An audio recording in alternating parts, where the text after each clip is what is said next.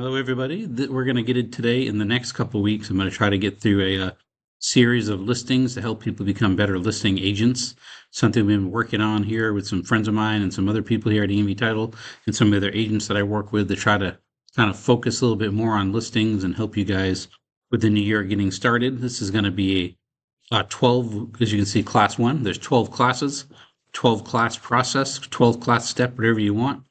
During the week, there's going to be also some, like today or earlier this week, there was another like a AI built listing thing built off this presentation to kind of let you get a little preview of what was coming. And at the end of the week, there's going to be another one, probably on Friday, that's going to be talking about a podcast going through roughly. So all week, you'll have hopefully a couple different videos about the presentation so you can get some more information on it. If you haven't liked or subscribed, please do so. We'd love to have you join the family and subscribe on the channel. Let's get rolling.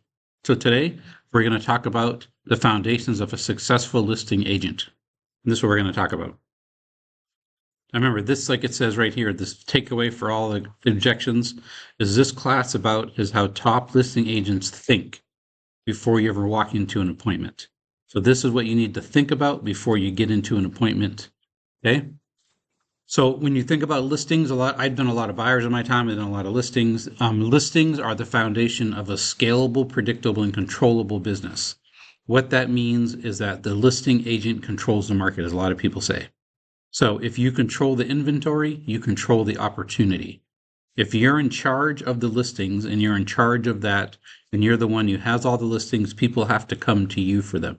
So if you can become a good listing agent, and control a large part of the listings out there, then you control those opportunities or you control that market for a way to do that. So think about that as we get into this, as we talk about it. When you start getting about listings and learning more, you need to be able to control it, and then you can control those opportunities. That's the important part, okay? Now, a lot of reasons agents are struggling. One of the main things, it is easier to buy buyers than sellers. It's a lot of times people say it depends on your system, of course, but a lot of people will say it's easier. So that's a lot of time that they'll chase buyers instead of sellers. Whatever you put your business knowledge in and your focus is what you're going to get. It's like when I first started my business, someone said the conception of your business is the inception of your business, which means that when you start doing your business and you start getting into things and start working hard, what you focus on in the beginning of your business and start is where your business is going to start to evolve.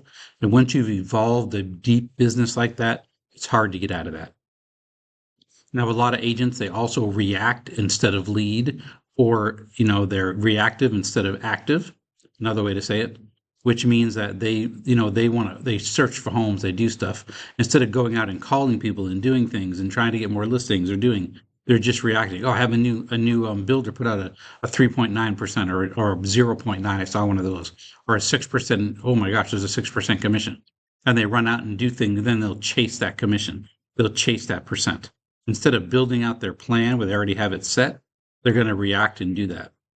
And a lot of people just don't have the confidence. They think I've never done a lot of listings.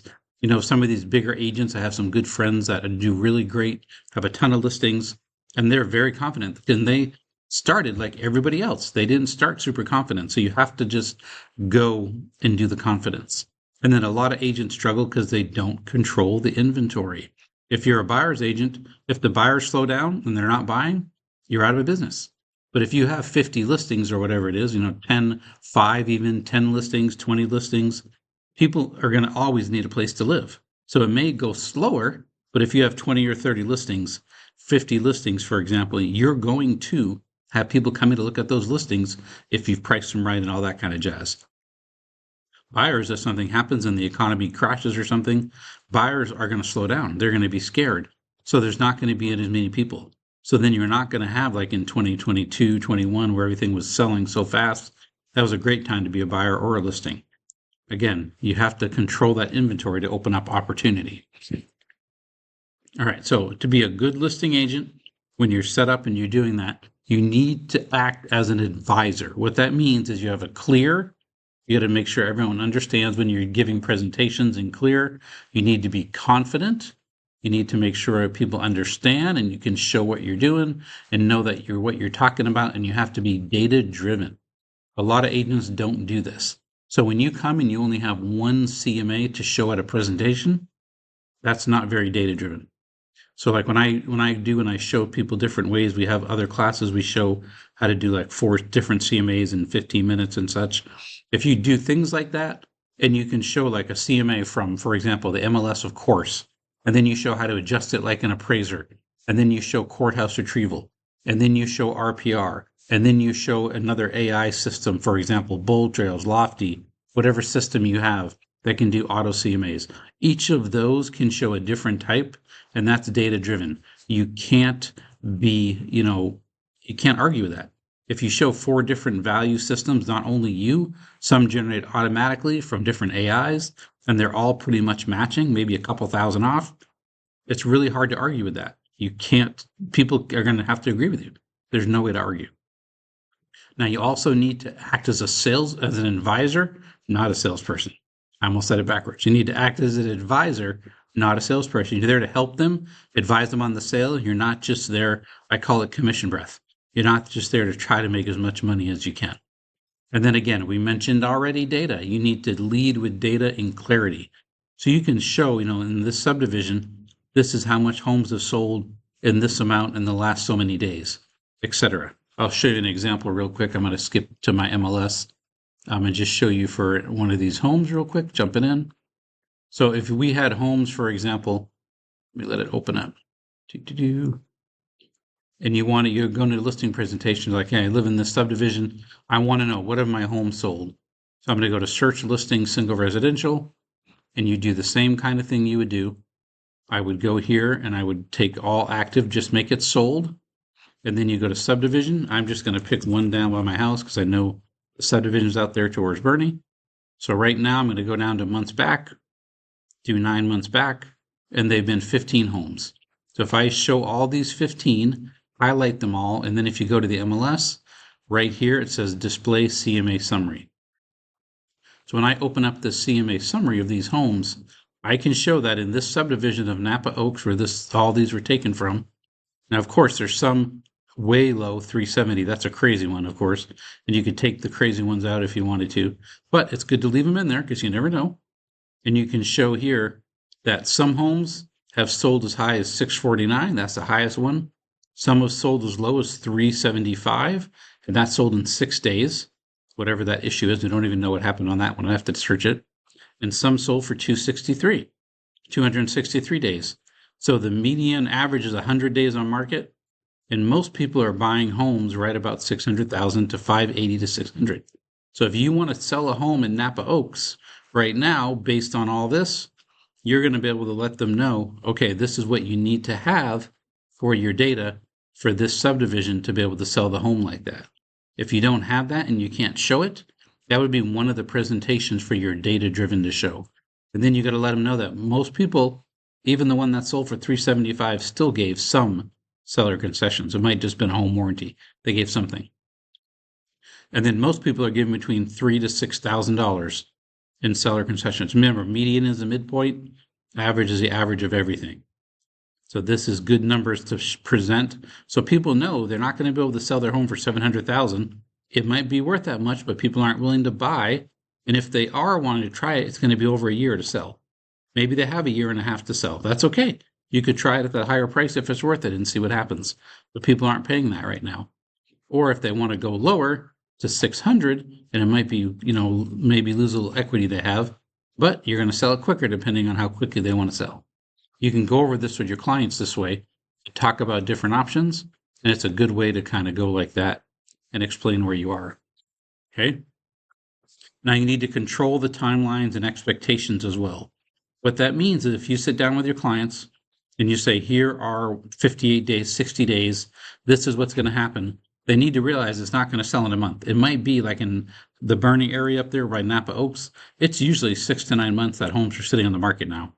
People need to realize your home, unless it's $370,000 in a $600,000 neighborhood, whatever happened to that home, it's going to sit there for a while. And you're probably going to have some price drops, and you're going to have to give seller concessions, and we're going to have to price it right up front so we don't have to worry about that. Otherwise, that's your timeline. That could be your expectations. And then you're going to talk to the clients. We're going to build systems, not luck. which means you're going to have so many open houses. You're going to, do it just listed in the neighborhood. Do look what this home is worth. You're going to invite all the neighbors to the open house. Invite your friend, maybe do a neighborhood open house. Anything like that, you're going to do it. If you have a system built out for sellers, things you can do when you go under contract, that's going to show confidence that, hey, we're going to go to contract and I'm just not going to put your home on the market and hope somebody shows up. This is what we do. And then you do what you say you're going to do. And you follow up and go through with that. Remember, confidence comes from clarity. Sellers can feel it when you know what you're doing, you present good data-driven results, and you have a good plan, not just luck. You're hoping someone shows up. Okay? Now, the average agent versus a listing agent. Most average agents are buyer-focused. They survive transaction to transaction. They're reactive, and they're timed poor. And if you know, probably you are thinking, holy cow, this is me. A lot of agents, this is what 80% of the agents are. And this is why they're very focused on, which is fine to be focused on buyers. I love buyers too, but you're living transaction to transaction. You don't have, 20, 30, you're not getting 3 to 5 to 10 listings every month. So imagine if you got 3 listings a month for a year, that's 36 to 50 listings. Because once you start getting some of those listings, people are going to want to sell and buy. So that'll increase it. So if you get 3 listings a month, it's probably going to turn at least into 50 listings. Because people still have to sell and buy and all that kind of stuff. And if they don't want to buy the home you're selling, they might want to buy another one. It's going to really keep you busy. So if you can do all that and stay active and be, not just reactive, but active, it's going to help you a lot. Okay, so right here, listing agents. This is the difference. They list first. So you're always trying to get listings. You're pipeline focused. You're building a crap load of listings. You're building your pipeline. You're always getting people's listing. You're not worried about as much about buyers. Great, you get some good. You roll with them. I have a good friend who's a listing agent.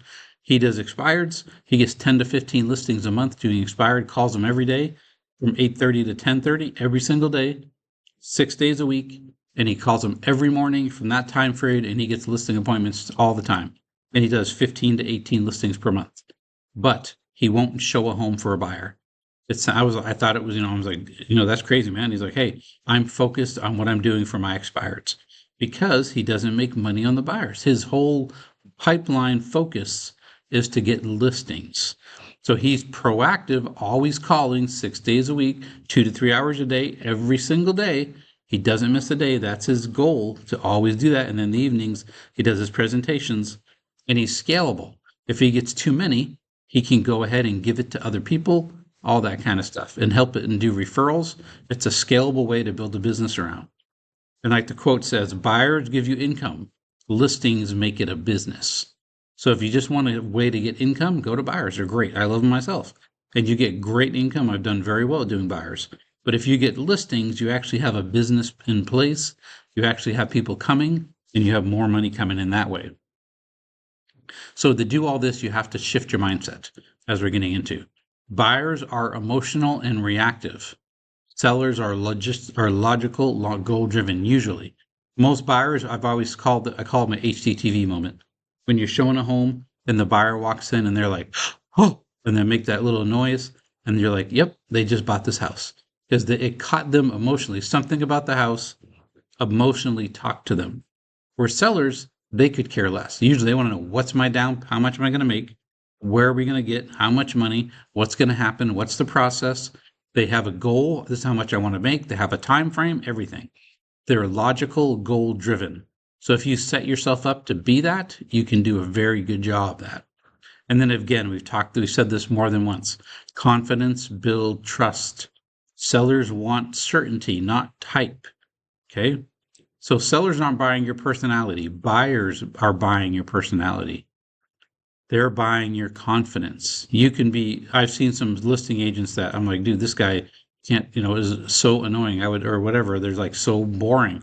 They don't care. They know what they're doing. They present their data. They know how to do it.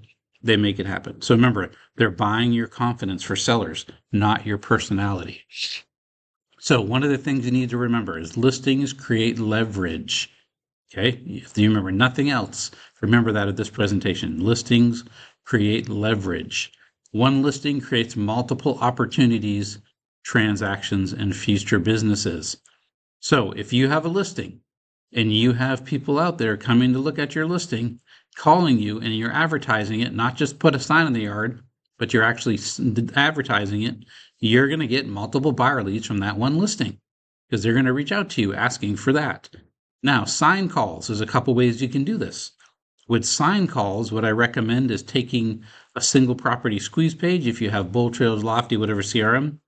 If not, you can use a Google form, you can make your own. There's different systems out there, and have a QR code next to your for sale sign that says to learn more, scan here, or another one next to that says, would you sell your home for the right price? Check your value here. All the neighbors are curious what their home is worth.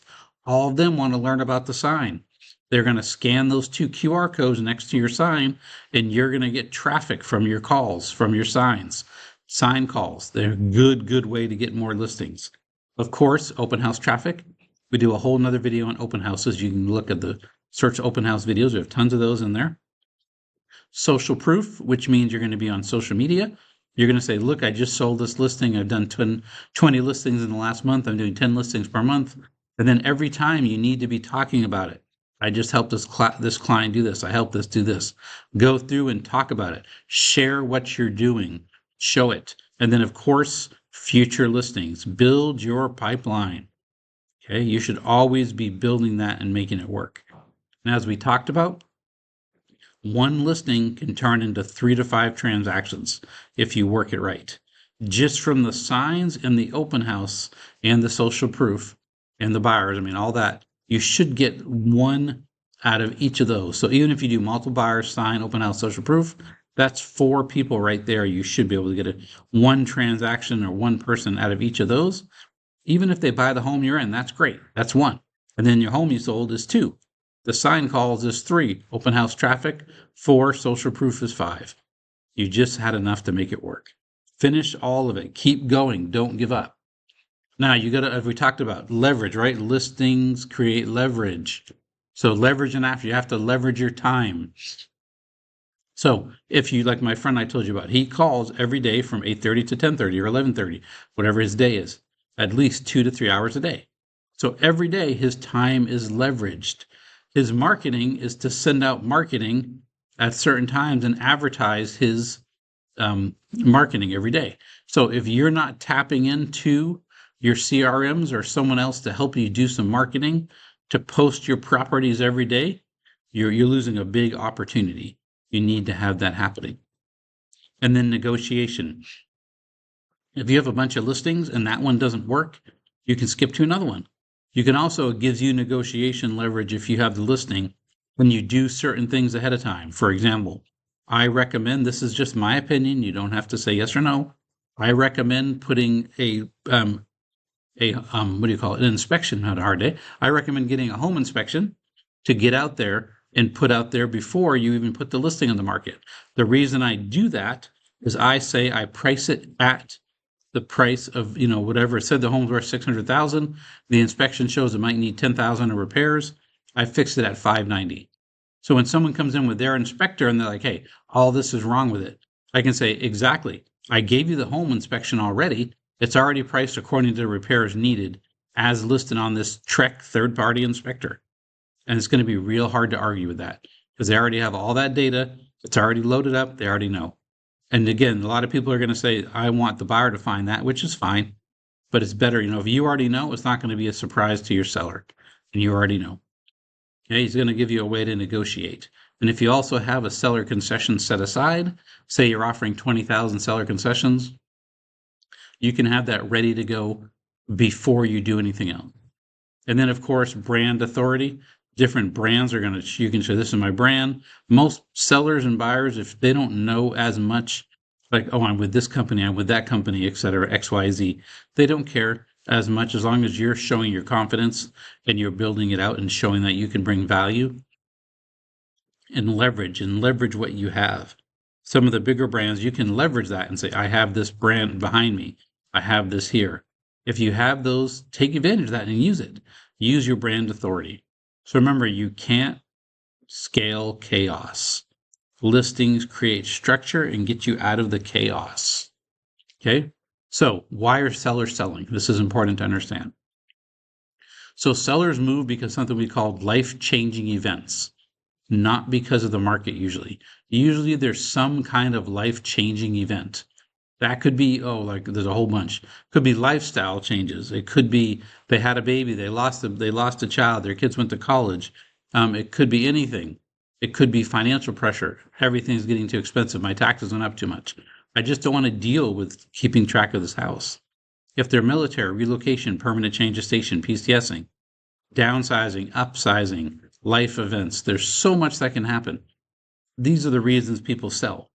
Okay, people don't sell their houses, they're using it to solve problems. So they're saying, so when you talk to your people, they're like, yeah, I did want to sell my home. Why? What happened? So I've talked to people like my wife, she always said, hey, we have a lot of neighbors now. We bought our area when they started building a new home subdivision. We had no neighbors. Now everywhere around us were neighbors. Like, I'm feeling crowded again. So again, that's a lifestyle change she wants. So we'd have to look at selling our home and getting a more space out there with more land. That's something different. That would be a lifestyle change. So you got to think all these different things can happen and can change, but you have to be able to solve the problems. You're not selling their house, you're helping them solve their problem. If you can find a solution to a problem, you have them as a client forever. Okay? Things some sellers are afraid of. They don't want to leave money on the table. Okay? They think that, oh, my home's worth 600, you're only telling me to sell it for 580, I'm losing 20,000. That's not good. They're going to be nervous. They want every penny, which is normal. People want to make it. So they're going to do that. A lot of them are worried about overpricing, or they don't understand the true value. So you have to make sure you understand the true price of their home, that you're not going to be able to overprice it by 50,000, hoping someone comes in and lowballs you to be where you want to be. People aren't even going to waste their time these days. There's too many opportunities out there, too many homes. Choosing the wrong agent. You're going to show them you're the right agent. You're going to go in, you're going to show your data, you're going to explain it, you're going to make it work. You are going to be the right agent. Another thing they don't want is losing control. So that's how you keep control, is if you do things such as go through and load up the inspection report, go through and know exactly how much seller concessions you're going to give ahead of time. All those are things that you can do for control. So your seller doesn't have to go in there and be like, I put the home in the market and now I'm waiting. Are you advertising? Are you doing open houses? All this stuff can give you control and get you in front of people. Now, if it's a bad time, you're going to have to understand, is it a bad time to list? Is it a bad time to do something? If it is, you need to talk to them about it. You know, the market might be slow. What's going to happen? That's going to affect our days on market. You need to understand how that works in your area and timing. So price objections are usually fear in disguise. We always say when someone, you do your listing presentation, you say, with all the value, et cetera, you see any reason why you shouldn't list with me today? And they're going to give you their reasons. Once they give you their reasons, you have to overcome those issues and then overcome that fear so that they feel better and more comfortable. So these are three big things with these three major points, these three big questions that help sellers decide. First off, do they trust you? Do they trust you with your presentation? I don't know why I have a period there. I apologize about that. I'll take that out right now. Okay, we'll go right back. Sorry about that. So it says, do they trust you? Do you understand their situation? And can you get the results they want? So the seller is going to say, do I trust this agent? Are they going to put my needs first above just having commission breath, dollar signs in their eyes? Do they understand my situation? You have to make sure you understand. Remember, they're not selling a house. They're selling a reason. People want to move for reasons. What's the reason they're moving? Do you understand their situation? And can you get the results that they want? Is there an opportunity for you to get those results for them? So if you can answer those three questions, remember, none of those were about price. If you can get those three questions and get them to understand that everything can be done the way you want it to, the price becomes much, much less of a moot point, because they're not going to be worried as much about it, because you're going to be going through and you're going to be getting all those things going that way. Now, confidence beats price. What this means is price objections disappear when you come out and you're certain, you're confident, you're established. Okay. So sellers don't care. I remember years ago I did a presentation for an investor and I went like 10,000 over and said, hey, this is what your home is worth. I think we can list it for this. If someone comes over, we'll have that 10,000, built into the price. And he was like, Andrew, if this is what my home is worth, why are you giving me this value? And I was like, what? He said, let's just go with the value. I just want to sell it. I don't care if they try to lowball. We'll fight it at that point because this is what the home is valued. I built his confidence. He trusted me. I understood his situation. He knew I could get the result. But when I came to this, I was still worried more myself, being a new agent, that could I get the home done for the right price? So I was trying to raise it by a bit to make it work. So again, confidence is greater than commission, which is greater than your price. So you got to think about that. Sellers want the best outcome. Price is rarely the biggest issue that most people have. Usually that's not their big issue. It's usually other things that they're worried about. So market data that matters. Okay, this is some stuff we already talked about. Average days on market. How many months of inventory? Sale to list ratio. Average versus pending versus sold. Price reductions. And then again, you're not memorizing these. You're interpreting them. So like we showed you already when we went here to the MLS and we pulled up this value right here and we showed you this sheet. If you bring this, a lot of this is already going to show you right here. Days on market right here. Okay, list to sold, list to price to sold ratio. Most people are selling what they're listing it for if they do it right. Right here, list price sellers ratio, seller concessions, price per square foot. All this data is something that you need to be able to talk about. You don't just regurgitate it and do it that way. You're actually going to talk about it and share it and help the client understand it and go through it. These are things they can't fight. If you do active versus pending versus sold, the one I just showed you was sold. You can do the same search. Instead of sold, go to active and pending. It'll tell you what's on the market, what they're doing, where they can do the exact same thing. Then you can present that and show, here are all our active, here are all our sold, and here are all the pending right now, which we're dealing with right now, what people are buying right now. And that gives you an idea of what's happening in the area. So you're not just going to memorize this stuff. You're going to interpret it, sit down with them, and help them understand it. That's going to kind of go through that way. So you want to be clear. This builds your credibility.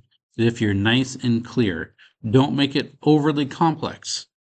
So if you make it too much, I've seen agents that their whole idea was to build this thick book and print out every single page they could on the MLS about every home that's sold in the last 2 years.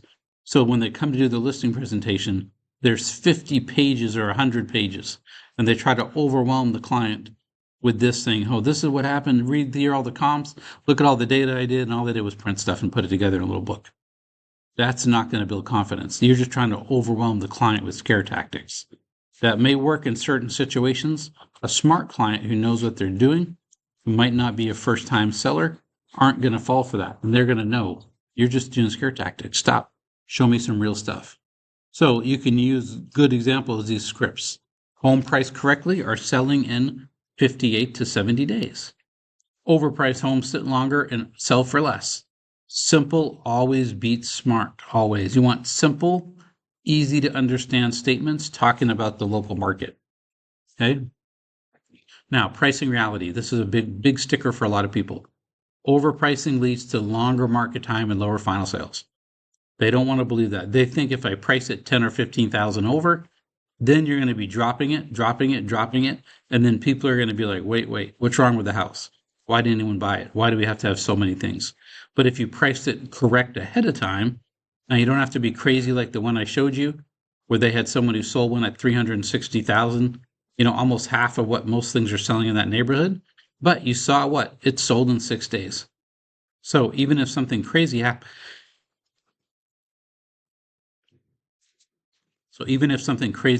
like that, where it sold in 6 days because they had the price so low, that's fine. That's something that happened in that area, in that thing right there. And then, of course, if you don't price it correctly, fewer buyers, lower final sales. And I like how they always say the market punishes greed and rewards accuracy. Because you can put whatever you want. It's what the appraiser says it's worth, is what you're going to sell it. So if you want to this would be where you're thinking about it when you're sitting down. Do this with another agent when you're sitting down. You want to review market stats to figure out, is it a buyer or a seller market? And then prepare a 2 to 5 minute seller explanation. And I always laugh at this one where they say, explain it like you're talking to your mom. Or I always say, make it soldier proof. Make it so that I was military before, so you make it so that no matter how young they are, how good, how basic their soldier, whatever, they can still understand what's happening, and they make it soldier proof. Okay, so remember, listings create leverage. You got to get your mindset correct, and that precedes skill. And if you're confident, you win the listings. If you haven't liked and subscribed, please do. Hope you enjoyed the video. Talk to you soon.